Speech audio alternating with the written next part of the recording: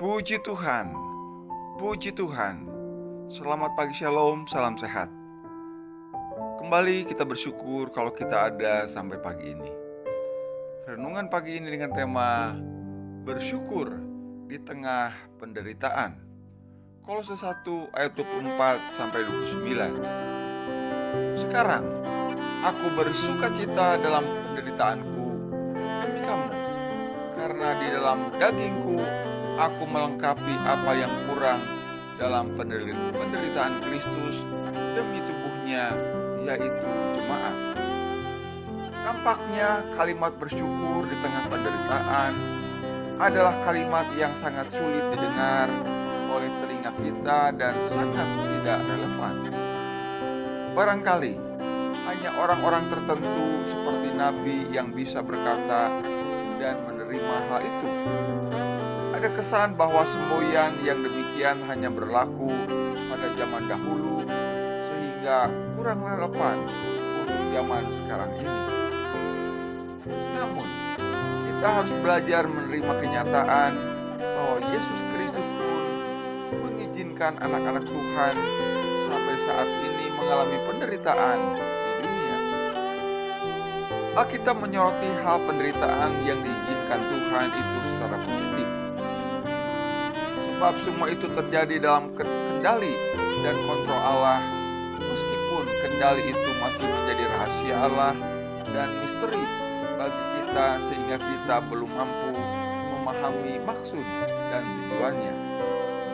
Kita diminta untuk belajar mempercayai Allah yang memegang kendali ketika penderitaan datang kepada kita. Paulus sendiri mengalami banyak penderitaan dalam melaksanakan tugasnya memberitakan Injil keselamatan dalam Kristus. Meski begitu, Paulus tetap bertekun di dalam tugas mulia tersebut hingga berita keselamatan dapat diterima oleh bangsa-bangsa.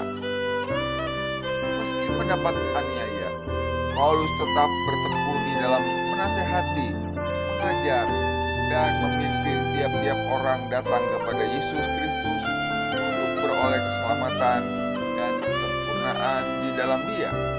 Seperti Paulus, setiap anak Tuhan juga harus siap untuk menderita. Yang dimaksud di sini bukanlah penderitaan yang disebabkan oleh kejahatan yang dilakukan sehingga seseorang pantas mendapat hukuman, melainkan penderitaan yang timbul karena seseorang mentaati kebenaran firman Tuhan. Kebenaran firman Tuhan itu tidak sejalan dengan pandangan umum. Pandangan umum seringkali didasarkan pada nafsu, kejahatan, dan kekejian. Disinilah dituntut keberanian kita untuk tampil beda. Dengan meyakini bahwa berita Injil sangat penting, bahkan urgent untuk didengarkan dunia ini, kita akan dimampukan untuk menghadapi persoalan dan penderitaan, bahkan dengan tetap bersyukur. Apapun penderitaan kita, karena kita memberitakan Injil, karena kita melakukan kebenaran, tetap kita harus kuat. Dan di sanalah kemenangan buat kita, walaupun di tengah-tengah penderitaan kita melakukan kebenaran, memberitakan Injil. Disitulah kemuliaan Allah dicurahkan bagi kita. Amin. Mari kita bersatu dalam doa. Terima kasih Tuhan buat renungan pagi ini. Biarlah kami mau tetap belajar, tetap mohon kekuatan dari Tuhan ketika kami melakukan kebenaran, menyampaikan berita kabar baik, keselamatan. Mampukan kami Tuhan untuk kami tetap bersukacita, walaupun itu adalah mungkin penderitaan buat kedagingan kami. Terima kasih Tuhan buat pelayan-pelayan Tuhan, hamba-hamba Tuhan, tim-tim misi yang memberitakan Injil di berbagai tempat dengan berbagai masalah. Tuhan berkati dan kuatkan mereka.